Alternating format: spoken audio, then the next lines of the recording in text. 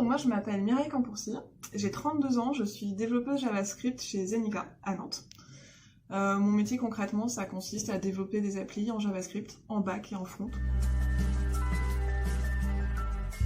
Moi du coup en fait à la base j'avais fait une licence de communication, donc le truc a un peu rien à voir avec la tech en fait.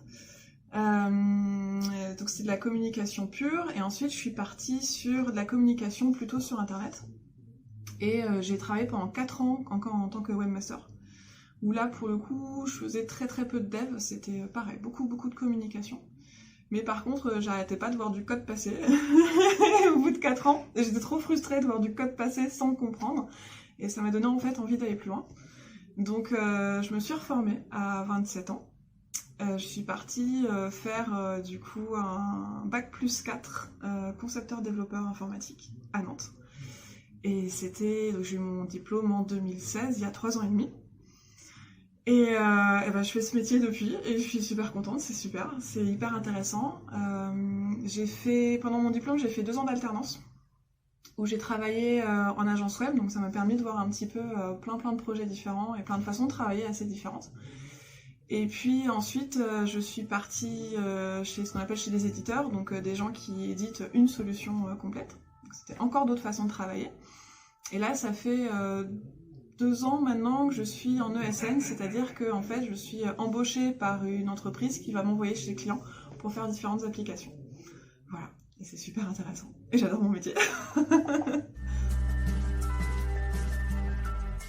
Déjà parce qu'on n'est pas assez, on est 17% de tech en fait, donc ça veut dire que quand vous arrivez sur une mission, il y a des chances que vous vous retrouviez dans une équipe où vous êtes 5, 10, 15 et vous êtes la seule femme en fait. Donc déjà rien que ça, c'est un peu difficile à vivre tous les jours, c'est très homogène et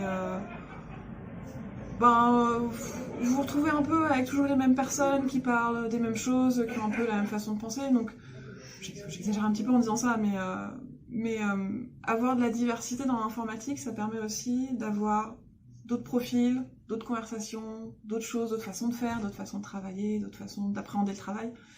Donc non, c'est hyper important, c'est nécessaire aussi pour l'innovation, parce que mine de rien, au bout d'un moment, quand on est toujours dans la même culture et entouré des mêmes personnes, on se retrouve en fait à développer des applications pour des personnes qui nous ressemblent.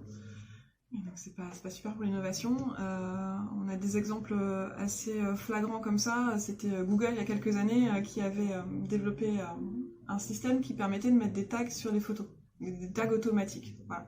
Il regardait les photos, il les analysait, il mettait des tags. Et il s'est retrouvé à mettre des tags gorilles sur des photos de personnes afro-américaines. Voilà, donc typiquement ça veut dire qu'il y a eu des tests qui n'ont pas été faits avec des personnes issues de diversités différentes. Donc c'est important pour ce genre de choses parce que, je suis désolée, mais le public, il n'est pas composé à 100% d'hommes blancs, trentenaires. Les personnes pour qui on développe les applications sont diverses, donc du coup, il faut des gens divers pour les développer. Donc de façon, que ce soit professionnellement ou personnellement, ça peut être que bénéfique. Donc voilà, faut se battre, faut y aller. En plus, à la base, l'informatique, c'était quand même un métier qui était plutôt féminin, parce qu'on avait... dans les années 60, on avait ce qu'on appelait des machines à calcul, et c'était des petites mains qui faisaient ça, c'était ce qu'on appelait des perforatrices de saisie. Et c'était très féminin, parce que c'était un petit statut, un petit salaire, donc du coup, c'était des femmes qui allaient faire ce métier-là. Donc voilà, il faut qu'on aille un peu reconquérir notre métier aussi à un moment donné, ça fait du bien. Ce serait de pas se laisser abattre déjà et de savoir prendre du recul. Donc c'est 2 choses très difficiles. Ne pas se laisser abattre parce qu'en fait régulièrement on se retrouve à devoir franchir des collines. Une façon de dire que vous vous retrouvez en réunion à pas pouvoir en placer une, vous vous retrouvez avec des gens qui vous font des remarques désobligeantes ou qui vont un peu casser votre travail. Faut pas se laisser abattre dans le sens où c'est pas grave, faut continuer, quelqu'un vous interrompt en réunion, va vous parler par-dessus lui, c'est pas grave. faut bien être consciente qu'on est légitime dans notre métier. Faut aussi savoir prendre du recul dans le sens où parfois faut pas tout prendre pour soi non plus. C'est très difficile aussi quand on doute de soi et quand on n'a pas confiance en ses capacités. faut continuer à aimer son métier, faut être curieux et faut vraiment, vraiment, vraiment ne pas perdre confiance en ses capacités. C'est prendre confiance et ne pas perdre confiance en ses capacités. C'est compliqué, mais c'est le plus important pour se sentir légitime dans ce qu'on fait. Faut oser faire les choses aussi.